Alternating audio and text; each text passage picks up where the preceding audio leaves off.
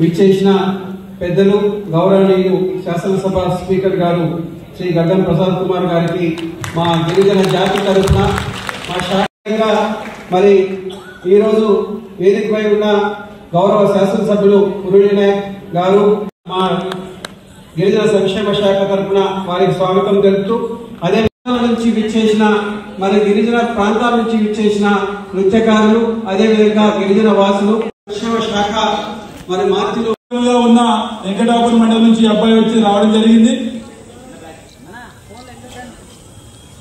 Next మనకు ఆదివాసీ food ను ఆదివాసీ సంబంధించిన అన్ని సంస్కృతులు మేలు ఈ ఆదివాసీ గ్రూపులకు వాళ్ళ యూనిట్ కు త్వరగా రావాల్సిందిగా కోరుతున్నాం. అమ్మాయిల కోసం మనకు గురుకులం ఆశ్రమ స్కూల్ హాస్టల్లో ఇతర రేణుక సిద్ధంగా ఉండాలి.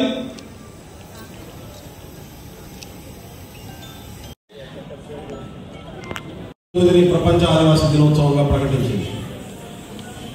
ఇవాళ ప్రపంచవ్యాప్తంగా ఉన్నటువంటి అన్ని దేశాలలో ఆదివాసుల మీద ఒక చర్చ జరుగుతూ ఉంది.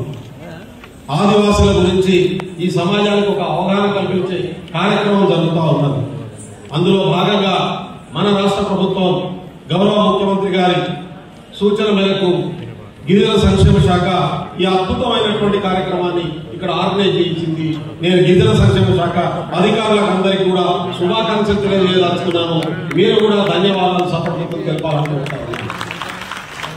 ఎందుకంటే జనరల్ గా ఒకప్పుడు మనల్ని మీకు అందరికీ తెలుసు, దాదాపు 140 కోట్లలో 9% మనం ఉన్నాం, ఆదివాసులో ఉన్నాం. కానీ ఈ ఆదివాసులకు ఇవాళ మిగతా సామాజిక వర్గాలతో సమానమైనటువంటి అభివృద్ధి ఇంకా జరగనటువంటి పరిస్థితి ఉంది. అందుకనే ప్రత్యేకమైనటువంటి దృష్టిని తెలంగాణ ప్రభుత్వం రేవంత్ రెడ్డి గారి నాయకత్వంలో, సీతక్క గారి నాయకత్వంలో ఒక దృష్టి పెడుతున్నటువంటి పరిస్థితి ఉంది.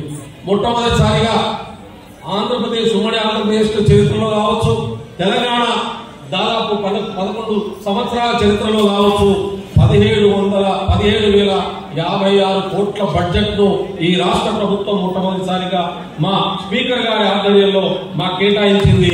ఈ ప్రభుత్వం కేటాయించినటువంటి పరిస్థితి నిజంగా నేను కోరుకుంటా ఉన్నాను. ఇంకొక ఎందుకంటే చాలా మంది పెద్దలున్నారు కాబట్టి 1-2 విషయాలు నేను చెప్పదలుచుకున్నాను. ఈ 17,000 కోట్లు కనుక ఈ సంవత్సర కాలంలో 100% గ్రౌండ్ అయి మా ఆదివాసులకు చేరితే వికరణ అక్కడ కోరుతా ఉన్నాను. అద్భుతమైనటువంటి అభివృద్ధిని ప్రజలు చూసేటటువంటి అవకాశం ఉంది. అదేవిధంగా గౌరవ పూజారులు సమ్మక్క సార్లమ్మ పూజారులకు, జగ్గారవణ గారికి, అదేవిధంగా కాక వెంకటేశ్వర్లు గారికి, ఈఎన్సీలకు, జీసీసీ ప్రతినిధులకు, సెక్రటరీ గారికి, వేదిక మీద ఉన్నటువంటి సకినం రామచంద్రయ్య కుటుంబ సభ్యులకు, అదేవిధంగా ఇతర ప్రజాప్రతినిధులకు, మరి పత్రికా మీడియా సోదరులకు, ఇక్కడికి వివిధ జిల్లాల నుంచి తరలి వచ్చినటువంటి ఆదివాసీ గిరిజన ప్రజలకు అందరికీ కూడా పేరు పేరున హృదయపూర్వక నమస్కారాలు, ధన్యవాదాలు తెలియజేస్తా ఉన్నాను. ఈరోజు మరి తరతరాలుగా చూస్తే పోరాటాలు ఎక్కువ ఉన్నాయి, త్యాగాలు ఎక్కువ ఉన్నాయి. కానీ అక్కడ అభివృద్ధి అనేది చాలా తక్కువ చేరింది. కాబట్టి దాన్ని ఒక ప్రణాళికాబద్ధంగా మరి రూపొందించుకొని అభివృద్ధిని కూడా అట్టడుగునున్నటువంటి గుడిసెల వరకు, గూడాల వరకు, దళిత వాడల వరకు, తండాల వరకు చేరినప్పుడే ఈ సమాజము నిజంగా అన్ని రంగాలలో అభివృద్ధి చెందినట్టుగా. ఎందుకంటే తరతరాల అణచివేత, ఒక దిక్కు కుల అణచివేత ఉన్నది, ఒక దిక్కు జాతుల అణచివేత ఉంది, ఒక దిక్కు ప్రాంతాల అణచివేత ఉంటుంది. ఇట్లాంటి డిఫరెంట్ గా ఉన్నటువంటి సమాజం ఈరోజు మన ముందు ఉంది.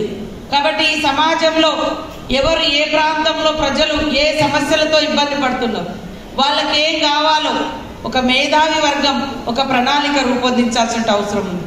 అదేవిధంగా ఒక మన ఉద్యోగులు ఎవరైతే ఐటీడీఏ నుంచి కానీ, ట్రైబల్ వెల్ఫేర్ నుంచి కానీ, డిపార్ట్మెంట్స్ ఏవైతే ఉన్నాయో అంకిత భావంతో వాళ్ళకి ఏ అవసరం ఉంది, వాళ్ళకి ఏమి ఇస్తే మరి వాళ్ళు బాగుపడతారు అనేది మనం అట్లాంటి కేటగిరికల్ గా రిపోర్ట్స్ తయారు చేసుకొని మరి ఆ రకమైనటువంటి నిధుల కేటాయింపు కూడా జరుపుతూ వస్తే ఖచ్చితంగా ఒక ఈక్వాలిటీ